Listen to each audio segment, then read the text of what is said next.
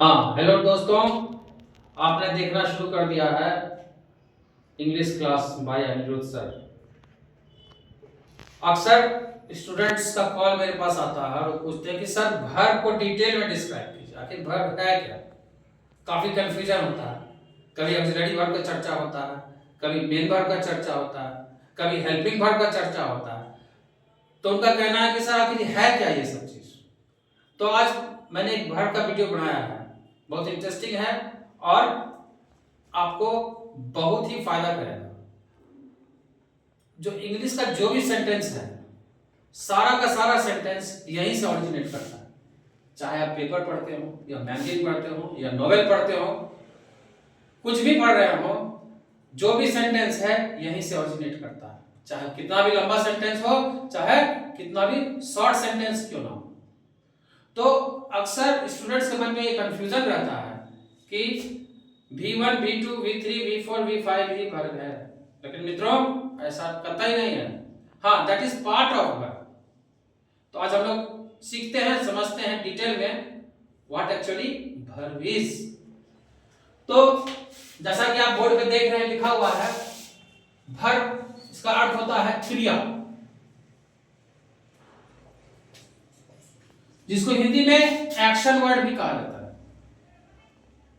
Action word भी कहा जाता है, जिससे किसी भी कार्य के होने का बोध होता है।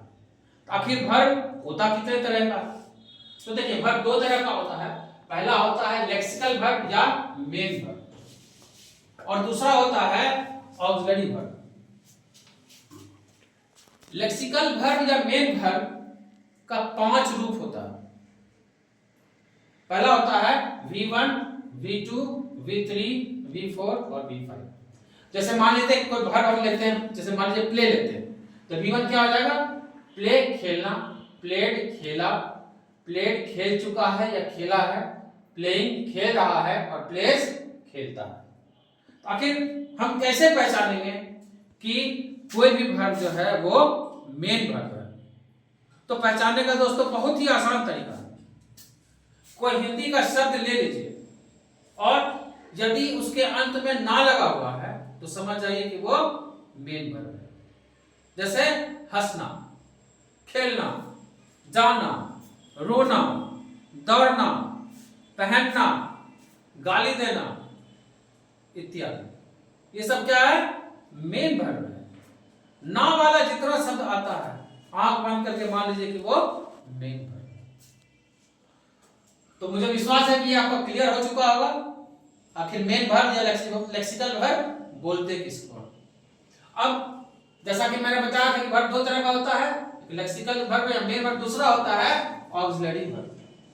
ऑक्सिलरी वर्ब का नाम आपने कई किताबों में देखा होगा और सुना भी होगा। ऑक्सिलरी वर्ब 3 तरह का होता है। पहला होता है प्राइमरी ऑक्सिलरीज, दूसरा होता है मॉडल्स, तीसरा होता है मार्जिनल।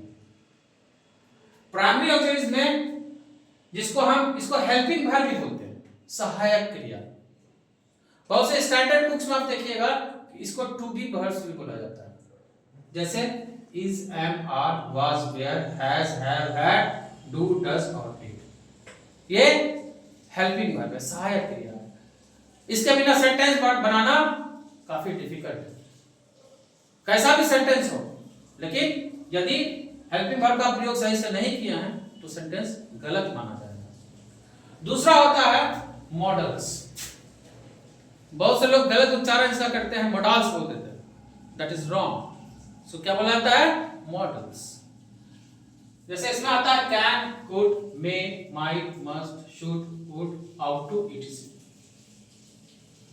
और तीसरा जो होता है वो मार्जिनल होता है।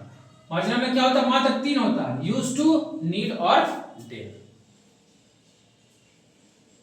तो ये कंप्लीट पिक्चर था वर्ब का।